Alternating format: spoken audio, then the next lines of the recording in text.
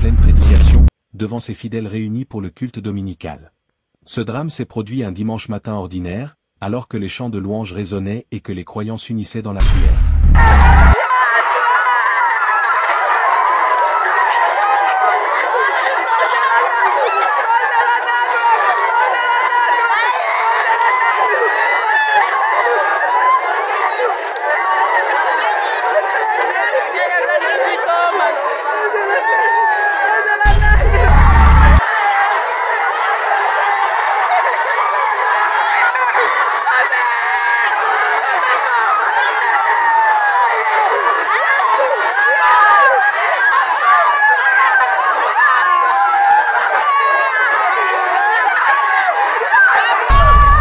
Sango ya mawa, eza makambo esalami dimanche en plein culte. Pasteur moko na kombo ya Otniel Ngalamulume akufaki en plein culte. En plein culte, pasteur akoteya aye kokufa.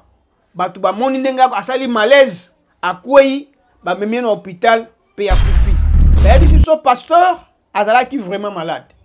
Azalaki malade d'ailleurs après qu'il est congé à un mois pour ayaka awana Kinshasa pour aller de la kabasonaye. Le pasteur devrait nécessairement avoir un peu de repos, des repos consistants pour qu'on récupérer malamu avant azonge la activité na kati église. Certaines informations nous disent aussi non malade wana qui suite à poison, babiloko moko bongo poison et kota na église ndenge nini.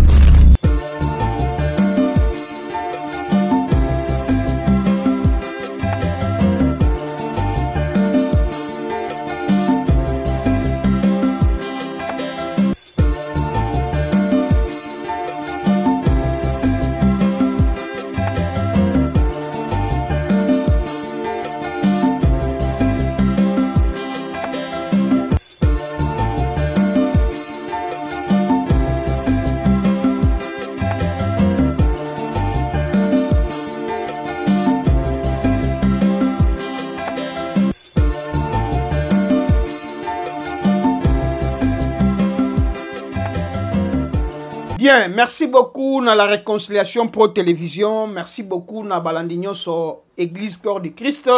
Je pense que ça fait un bon bout de temps. Tous ceux qui sont ensemble étaient. Na sala ki moi mobembo. A umela ki moi ndambo esika na kendaki kasi tozongi. To bomoni déjà que to bandi déjà ko kotsa ba culte na biso to uti na 3 jours ya séminaire avec le pasteur Ben, avec l'apôtre Ben Bakadila.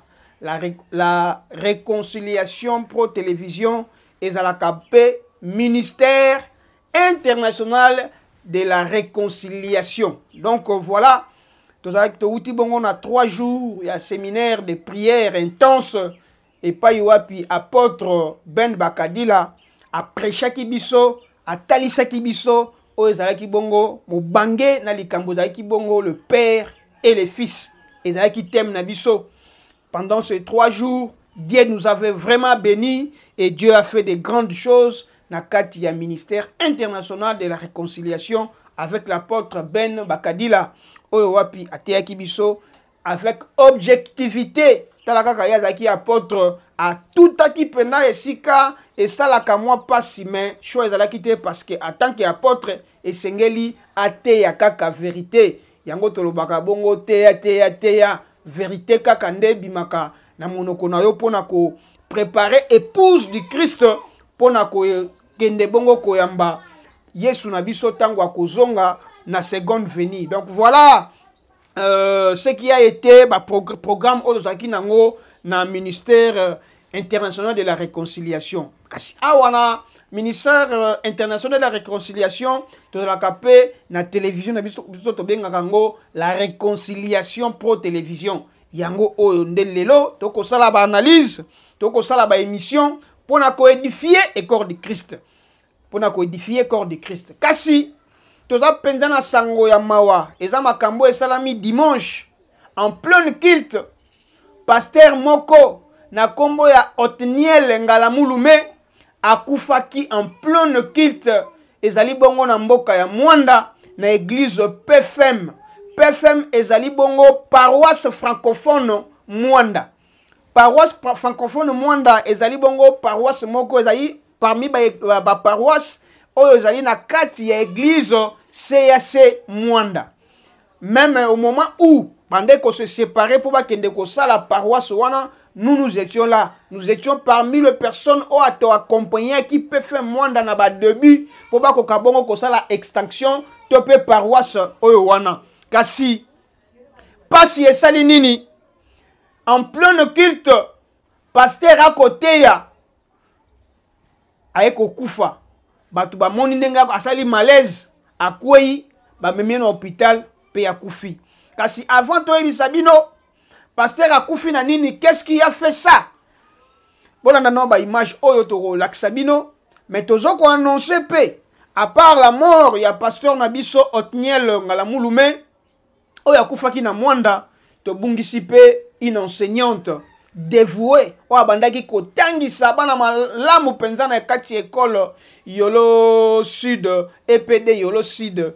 Kasi bango nyonso to ko rendre bango ba hommage kati na chaîne na biso la réconciliation Pro TV, parce que ça fait mal perdre un pasteur en plein culte et puis une enseignante o abandaki bien ko assimiler ba cours na ye, abandaki bien ko accumuler ba cours na ye, ko pesa yango na bana asalaki ke na kati école ezalaka kaka balakisa kaka comment se développer dans l'avenir, alakisaki pe bana l'amour du prochain, la fraternité, comment vivre en harmonie atana moto yebite ndengeni esengeli kovanda. Kasi na yango pe ezotalisa ke ba enseignant bobetaka kaka bana bafimbu te, esengeli pe na moma moko boye kolakisa bolingo po mwana akoka bongo kopesa yo confiance, na confiance oyo akopesa yo mwana yango ekosala ke akoka bien ko assimiler ba cours oyo oza kopesa na ye.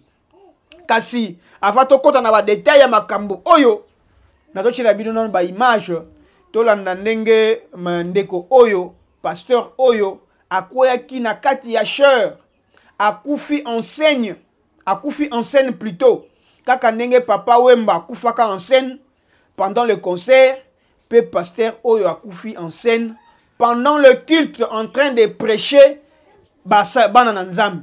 Et sali pasi et bouleversé makambo mingi. Tolanda ce qui a été ba image auto recueillir na bandeko na biso bazakuna na Mwanda batindaki biso et plutôt zonga to expliquer bino qu'est-ce qui a fait que le pasteur puisse nous quitter subitement devant le culte en pleine prédication yabana na Nzambe. Tolanda et puis on se retrouve juste après. Du lame en pleine prédication devant ses fidèles réunis pour le culte dominical. Ce drame s'est produit un dimanche matin ordinaire, alors que les chants de louanges résonnaient et que les croyants s'unissaient dans la prière.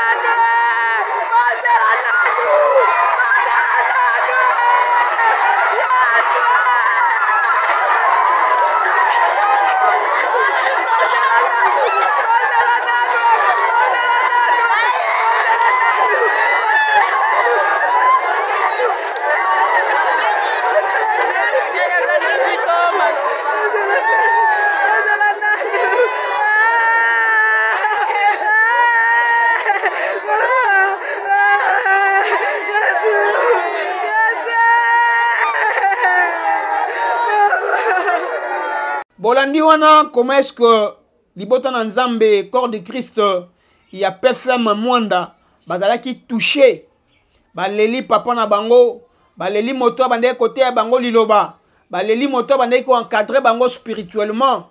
Pourquoi est-ce que Dieu a permis que mosali na nzambe akoka bongo ko kende en pleine prédication? To mona ba papa wemba bakufa en pleine scène. D'ailleurs ye ala kaka da liwana ye.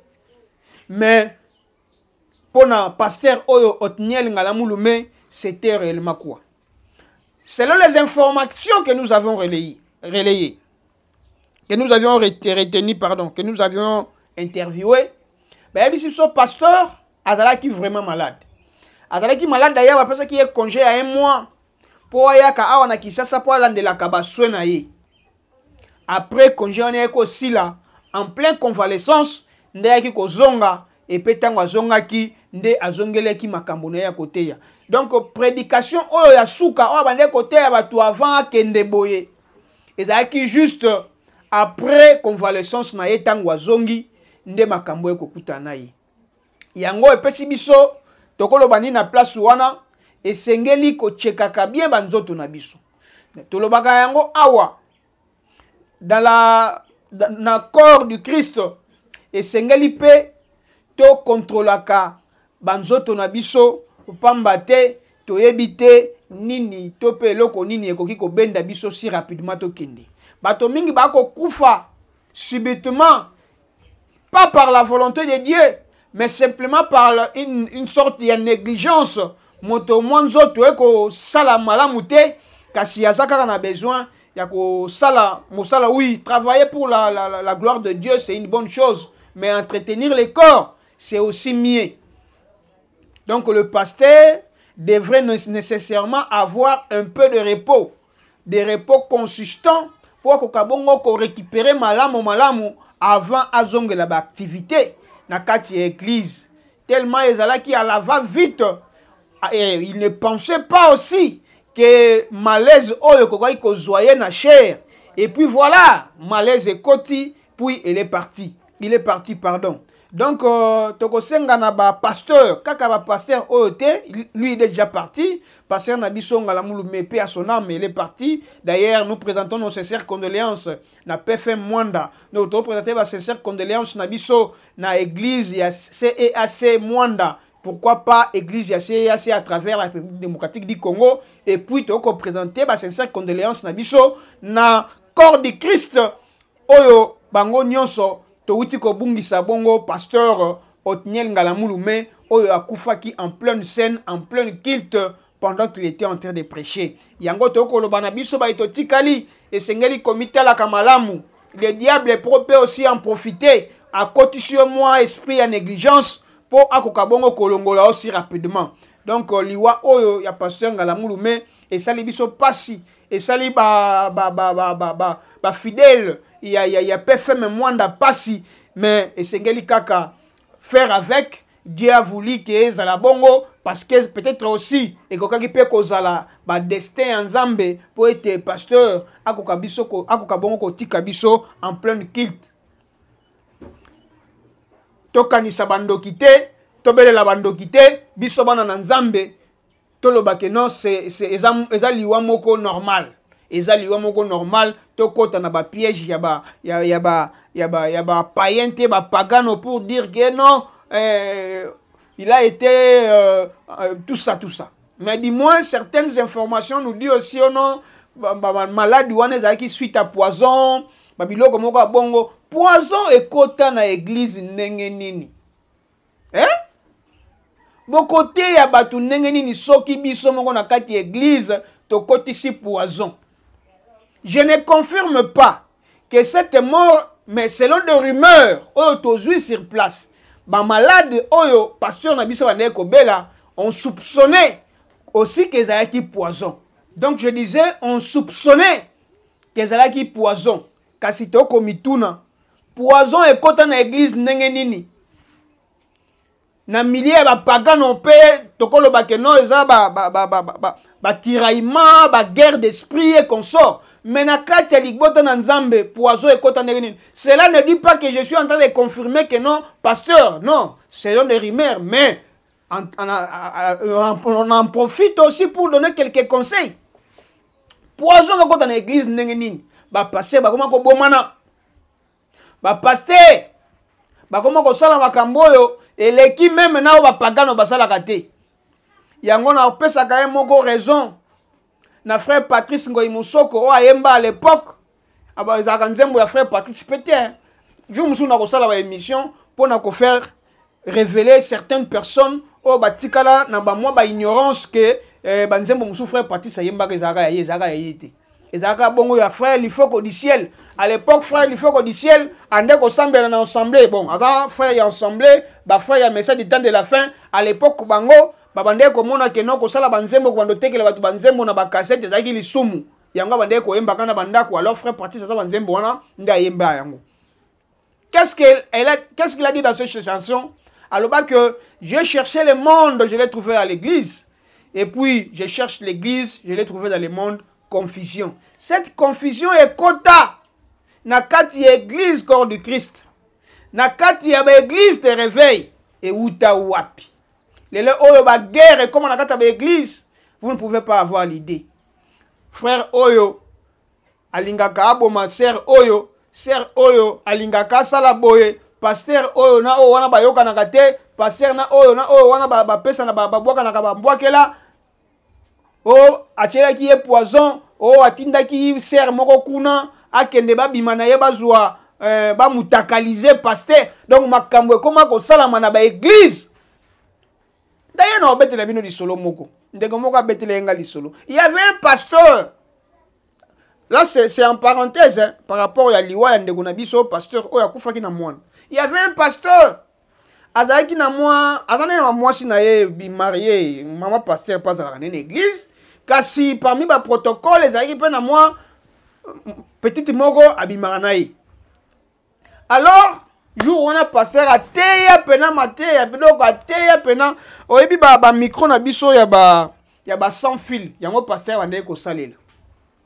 Alors avant teya ba solaki déjà na petite na ye wana que non après maté ya côté na bureau pour bazana masolo ya ba mikolo tout ça. Et pasteur a été sous l'onction, maté sili. A côté pe na kati ya bureau na ye, abandi ko benga se. Ba technicien. Oyo ba salela ka ba ampli na ba baffle tout ça. Au lieu ba déconnecter micro ya pasteur, to pe ba kanga yango ba bosanaki. Tana nzamba bimsa batu na poisa. Bango nyonso babosani nzamba koti bango esprit ya envoûtement, esprit ya confusion. Pasteur akekuna abandi ko benga ser makambu bako solo na ser nyonso ezobima bato na salle bazaki na église non bakendaki te na bandako mwa bato ba misusu bakendaki mais mwa bato ebele bazaki zaki na nwana. Pasteur ayako bima na poisa. Et ça la maman na chamvula, et ça la maman na bienté. Pourquoi des pasteurs aujourd'hui bozo ko se comporter pire que les païens? Ko tchana ba poison, ko beta na ba mbodi, ko sala na ba boye, ba mankiona. Vraiment c'est pas bien. Ba témoignage moko codé, ba miracle codé. Surtout bato ya ba allo ba pasteur ba teya kana ba TV, ba maman na ba aventurier, je sais de quoi je parle. Ba maman na ba aventurier. Donc maintenant, ah non, na kotanga ba kombotia. Mais je ferai encore une émission rien que pour déstabiliser ba pasteur. Heureusement Nzambe atindela biso apôtre Ben Bakadila. Moto ateya kalilo bana Nzambe na ndenge moko ya solo un apôtre. D'ailleurs, merci beaucoup parce que l'église est en train de grandir. Nzambe yemoko adosala ba évangélisation. Nanu to bandi ba évangélisation te de porte en porte, mais Nzambe yemoko azoko évangéliser à côté de la biso ba nouveau venu. C'est d'ailleurs na kati ya thème odozaki nango ya 3 jours le père et fils. C'est parmi les choses on s'en Nzambe apôtre Ben Bakadila à le belaki. Merci beaucoup Nanzambe Nenge atindela biso apôtre Ben Bakadila aya côté ya biso liloba pur. O ezanga mbindo, o ezanga ba confusion, o ezanga ba compromission parce que lelo ba église ebele, ba pasteur ebele du haut de la chair akoki côté ya vérité te. Mateya na ye fezala na ba limite. Po mutu moko soki aza donateur kuna soko teyi maloba oyo esepelisi ye te mbongo oyo apesaka yo akopesa yo susu te yango moni bapaster mingi bazalaka limité moya te ya peut-être badébauche ateya bavie ya mabe ya bacompromission tout ça akoteya yango te bakoma kaka na bamateya okovoyage okobala okozwa mbongo okozwa mosala mais koteya vie spirituelle tika masumu salela nzambe bateya kasusu te parce que soki bayi batelemele yango bako perdre badonateur ebele na kati d'église pe baéglise ekotika na nzala kasi biso apôtre Ben Bakadila ateya kande maloba oyo esengeli pona ko édifier corps du Christ parce que nous sommes censés d'être préparés pour recevoir Jésus qui reviendra un jour dans les heures. Comment est-ce que yoko préparer épouse oyo akozala la dignité devant Seigneur? Ce qui bongo c'est que ba église obokendaka eza pena ya malamu te sengeli kopona ba pasteur nzambe atinda bino ba sali oyo bako préparer une bonne épouse oyo akozala digne pona ko servir notre Seigneur quand il reviendra très très bientôt. Voilà, aussi ici dossier ya pasteur oyo akufa qui en pleine scène kuna na Mwanda pasteur Otienne Ngalamulume que son âme repose en paix. D'ailleurs, il a fait son temps à Koufi likolo ya cher à côté ya ezana ba pasteur mosusu ba kufa na ba hotel na ba makangu pasteur pena kufi na hotel na likangu azaka na mwasi na ndako mais d'ailleurs a kufi en chair en train de prêcher ezaki mokolo na ye nzambe azwa molimo na ye bino ba pasteur oboko bebisa makomi na nzambe surtout ba pasteur oboko sala ke non bato mosusu aza na besoin ya koya pona bongo la motema bakoboya koya parce que ba comportement ya ba pasteur kokimisa bango nzamba kosambisa bino vous allez être frappé durement par notre Seigneur. Alors tokolobela kaka moke liwa ya ndeko na biso ya mwasi oyo enseignante oyo atiki biso avec beaucoup de tristesse, avec beaucoup de peine na motema tokolela madame Bobette Elombe oyo azoki enseignement akomisaki yango na moi valeur bato mingi banéglijaka ba enseignant et d'ailleurs c'est grâce au chef de l'État que les loba enseignant pe bakoma na moi valeur parce que enseignant ya kala bande ko tambola na ba sapato etengama bilamba ekauka bilamba ya kala mais lelo komona pena enseignant alati moi chemise ya bien alati moi liputa ya malonga. Merci beaucoup na mu Kwantombolo Fachi Beton oyo azako valoriser mosala ya ki enseignant. D'ailleurs c'est le travail oyo esengeli penza ko pesa yango valeur makasi bango nde ba préparaka ceux qui les longa naza liboso na bino na koloba boye c'est parce que j'étais au banc de l'école j'ai été encadré par une certaine personne oyo basalaka bongo pédagogie esengeli enseignement bakoka bongo ko chape na misolo ebele po bakoka ko sala mosala malamu pona ko préparer jeunesse ya malamu. Lelo nous déplorons bakulu na bakoma ebele parce que régime o ezalaka ba na ko négliger ba enseignant yango moni bakulu na bakoma ebele moyen enseignement pesa mezate bana ebele batangaka te ba parents possibilité ezalaka te yango to ko connaître ba insécurité na makambo ebele ezolo kalelo na kati ya République démocratique du Congo. Mais du moins le chef de l'État actuel a ko valoriser et tant à valoriser enseignement neto moni ba madame Bobette Elombe babini pona ko pesa le kumu na enseignement pona ko zo enseignement a komisa yango ezala lokola moi fraternité un amour parce que l'amour ezala kaka na libota te famille ezala kaka esika obimité soko kena école ezala pe famille aucune église ezala ka famille tango silisi wana okena université c'est aussi une famille soko kei na musika oko sala c'est aussi une famille. Famille ezala kaka famille récente te ba famille eza ebele. Voilà pourquoi madame oyo la kisa ki biso comment est-ce que ko kipe ko encadrer bana et pe ça peut tolina ba enseignante pe ba enseignant mususu ba ye ba ndenge nini esengeli ko sala pona ko sala de sorte que no bana ba ko comprendre ba leçon oyo zo ko pesa. Elle est partie à fleur d'âge 28 ans se paie à valoriser même basi ya pembe o ba réputation na bango ezaki ya kobeba kasi ye ayaki ko valoriser bango bato bakolo bakufi na mbasu bato mususu non tozwaki ba famille na ye ba ye kopesa biso version ya solo comment est-ce que la dame d'ailleurs ba image obo komona za ba image ya dimanche avant ba annoncer liwa na ye mokolo ya lundi.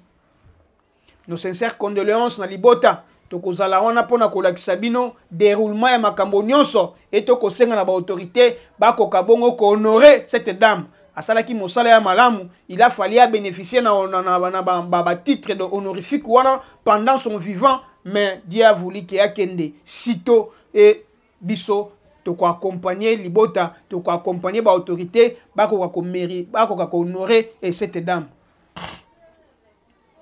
C'était après juste kaka passage il y a sous le kaouka na école pe azwaki makanisi ya ko moderniser to pe ya réfectionner école nde mwa mbilinga kotaki jusqu'à ce que notre sœur a connu des accidents magambo comme que c'est compliqué et donc vu des prières pe petites ezaki muke et sengeli ko bondela partout vous êtes na mosala ko bondela na nzela ozobima ko bondela na bandako ko bondela na ba église ko bondela ko tikaka bomo na biso na maboko nzambe. Ça sera une très bonne chose pour na ko préserver certaines choses. Lelo oyo bato mingi bazaki sous responsabilité na ye batikali boye bana bakolela bandeko bakolela ba élève bakolela ba parents ba perdre ya bango mwana oyo azalaki comme likonzi ya libota nyonso oyo epesa biso ba leso biso ba totikali ndenge ni esengeli se comporter po biso pe lo biso ki tozali te bato balela biso ndenge lelo bakolela madame Babette Elombe na ba réseaux sociaux partout ba témoignage ya malamu ezali malgré ba mususu bazoninga ko kosaka biso mais ba témoignage ya malonga ezali pona bomoi ya mama Babette Elombe tika ete molimo na epe mana kimia. Je pense que nous serons là pour vous relayer tout ce qui va se passer. Abonnez-vous massivement sur la Réconciliation Pro Télévision. Merci beaucoup à l'apôtre Ben Bakadila, la responsable MUR, Ministère International de la Réconciliation. Tozali Bongo Nangaba sur avenue de l'Université, au côté avenue Mbandaka, 3e parcelle, église Ezaliwana. Ceux qui boyent qu'on visite Bisso, ça sera une très très bonne chose. On se retrouve au prochain numéro.